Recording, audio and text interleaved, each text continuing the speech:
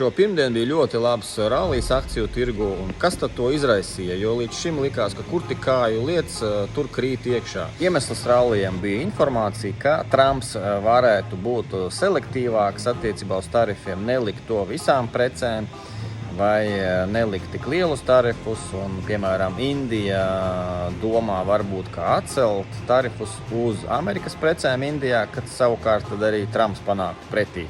Morgan Stanley savā reportā saka, ka redz, kad S&P indeks varētu turēties virs 5500, tāda ir atbalsta līnija. Domāju, līdz 2. aprīlim būs salīdzinoši liela nenoteiktība akciju tirgos, jo 2. aprīlī tiks paziņoti Trumpa tarifi. Kopumā ir daudz negatīvas informācijas, piemēram, Fed palielinās inflācijas prognozi un bezdarba prognozi. Ir pieaudzis hipotekāro kredītu atteikumu skaits, hipotekārie maksājumi sasnieguši 40% no ienākumiem, kas ir ļoti daudz. Nesen tika publicēta patērētāju confidence indeks, kas ir zemākais pēdējos 12 gados.